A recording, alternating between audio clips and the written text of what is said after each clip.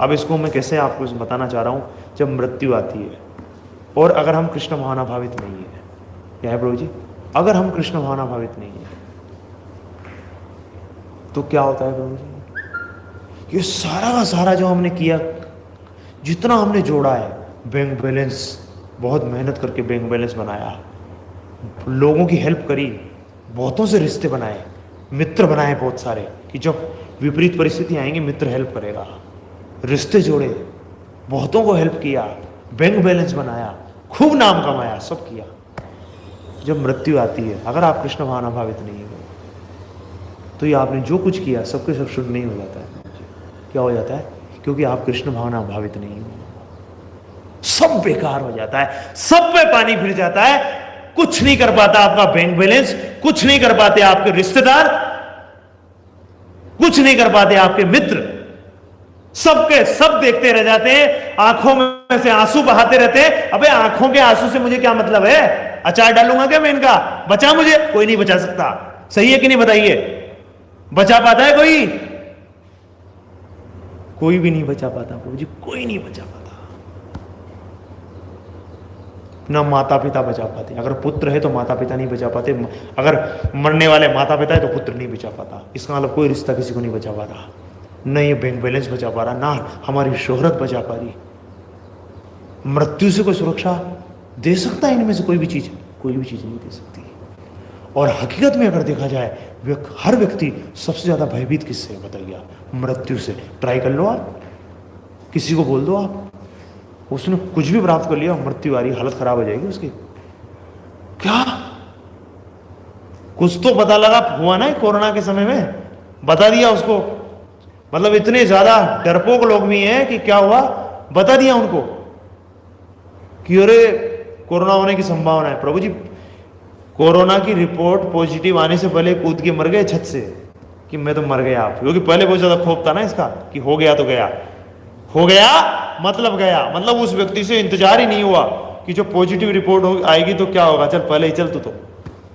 अब हो सकता है रिपोर्ट ही हो सकता है नेगेटिव आई, पता नहीं, श्योरिटी भी नहीं है, कूद गए पहले से। इतने वीक लोग। समझो प्रभु जी, ये फैक्ट है कि नहीं बताइए आप मेरे को? नहीं बचा सकते प्रभु जी, कोई भी चीज नहीं बचा सकती, कोई भी चीज रक्षा नहीं कर सकती। जो इतना हमने, ये जो जिम में जाते हैं और अपनी बॉडी बनाते हैं, मसल्स बनाएंगे, यूं करेंगे, फिर देखते हैं देखो बड़े खुश होते हैं ऐसे कर करके, क्या बाहुबल, ऐसे करेंगे, नहीं करेंगे? कर कर मृत्यु के समय कर, उठा तो जाता नहीं है, बोल नहीं पाता किसी को ढंग से नहीं होता। प्रभु जी फैक्ट है कि नहीं बताइए? मतलब इतना फुदकते हैं, देखो मेरे शौर्य को देखो। अरे शौर्य, जब मृत्यु आती है क्या होता है प्रभु जी? पड़ा रहता है ऐसे, हालत खराब हो जाती है, श्वास तक नहीं ले पाता। शौर्य तो छोड़, सारा का सारा प्रभु जी यहीं पे किया कराए, यहीं पे पानी फिर जाता है सब पर। इसलिए समझो प्रभु जी, अगर ये मृत्यु का चक्कर खत्म करना है, ये बार बार हम जन्म लेते हैं, फिर मृत्यु हो जाती है, फिर जन्म लेते हैं, फिर मृत्यु हो जाती है, जन्म मृत्यु जरा व्याधि, ये असली दुख है।